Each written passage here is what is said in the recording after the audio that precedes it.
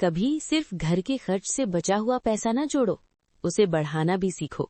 ये सबक मैंने कल सीखा है। सुनते तो हम रहते हैं, कहीं ना कहीं से हम लोग या मोटिवेशन वीडियो देख लेते हैं या किसी को देख लेते हैं या कोई टीवी पर मोटिवेशनल स्टोरी सुन लेते हैं, लेकिन कल मैंने एक ऐसी औरत से मिली जिसने वाकई ये कर दिखाया कि कभी पैसे ना बचाओ।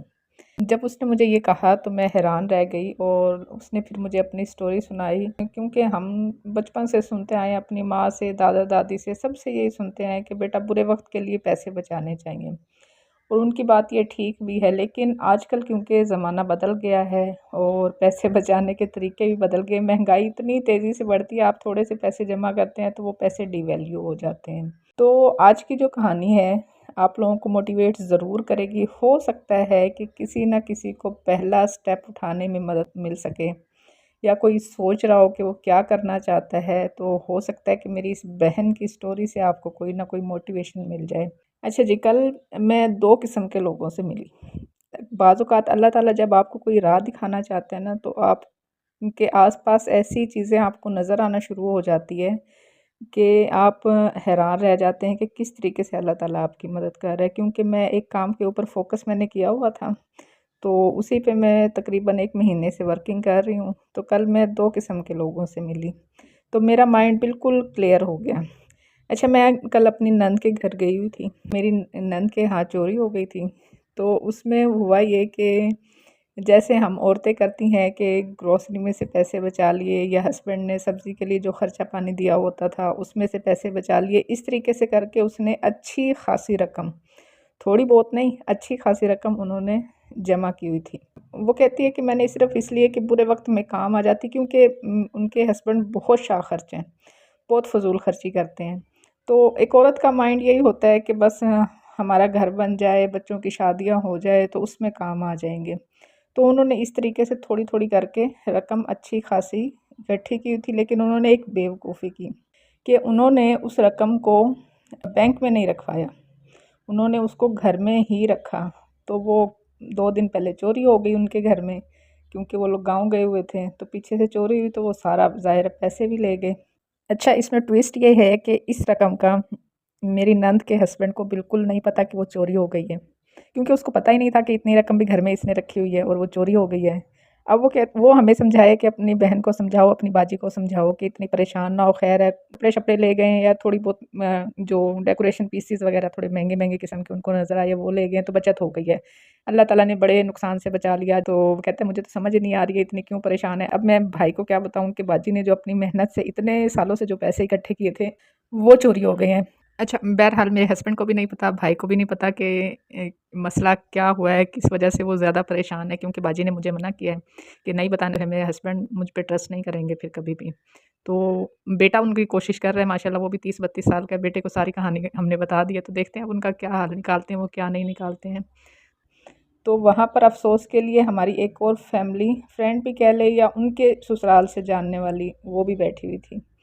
तो एक ही कैमरे में, एक ही सीन में 2 औरतें मुझे नज़र आई। एक वो जिसने अपने पैसे इकट्ठे किए, ज़रा-ज़रा से जोड़-जोड़ के, कितना दुःख होता है 100-100, 50-50 रुपए जब आप जोड़ते हैं और जब आपकी अच्छी खासी इनकम जमा हो जाए और वो चोरी हो जाए और वो आपके किसी काम ना आए, तो बहुत दुःख होता है।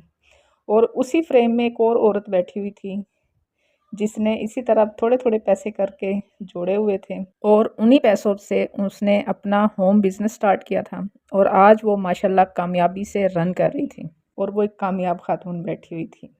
और आप यकीन करें, मेरी नंद ज़्यादा पढ़ी लिखी, ज़्यादा वेल सेटल्ड और ज़्यादा अच्छे माहौल में शुरू से रही, और वो बिल्कुल गरीब घराने से उसका ताल्लुक़, अपने आप को उसने खुद ही अपने पाँव पे खड़ा किया। तो मैं इतने गौर से दोनों को देखती रही, उनकी बॉडी लैंग्वेज में ज़मीन आसमान का फ़र्क था। कहने का मकसद ये है कि जब एक औरत अपने पाँव पे खुद खड़ी हो जाती है, चाहे वो हर रोज़ के 500 या 1000 ही क्यों ना कमाती हो, उसके बॉडी लैंग्वेज में जो चेंज आता है ना, वो आप देखकर हैरान रह जाते हैं। उसके बैठने-उठने का सलीका, ज़रूरी नहीं कि वो पढ़ी लिखी हो। तो आज की स्टोरी सायरा की है, जो मेरी नंद के जानने वाले हैं, तो मैं चाहती हूँ कि आप लोग भी उससे मोटिवेट हों। ये कहानी है सायरा की। सायरा एक आम घरेलू खातून थी। उसकी जिंदगी सुबह से शाम तक घर के कामों में गुजरती। खाना पकाना, बच्चों का ख्याल रखना, सफाई करना। उसका शौहर मेहनत मजदूरी करता था और बमुश्किल घर का खर्च चलता था। हर महीने सायरा कोशिश करती कि थोड़े बहुत पैसे बचा ले।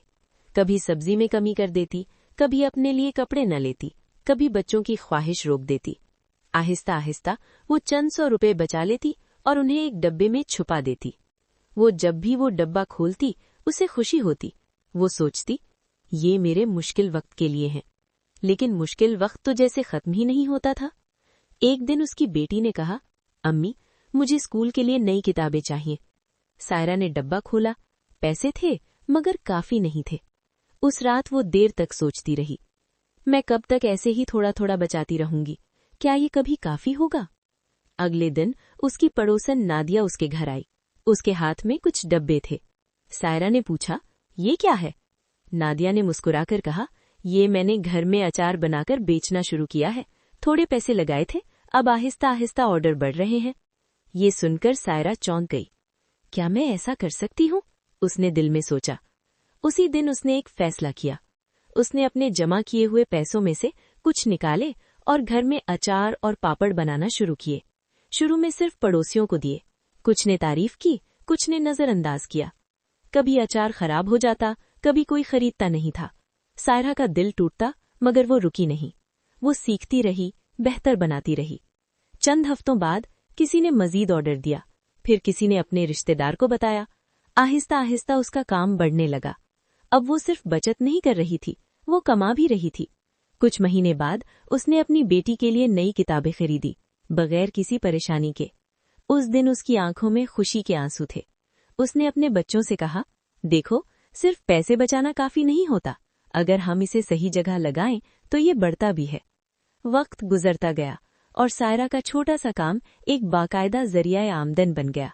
अब उसके पास सिर्फ एक डब्बा नहीं था, बल्कि एक रास्ता था। और यही उसकी सबसे बड़ी जीत थी। याद रखो, घर में रहकर भी ख्वाब पूरे किए जा सकते हैं। सिर्फ बचत मत करो, अपने हुनर को इस्तेमाल करो, पैसे को बढ़ाओ। क्योंकि एक छोटी शुरुआत एक बड़ी तब्दीली ला सकती है।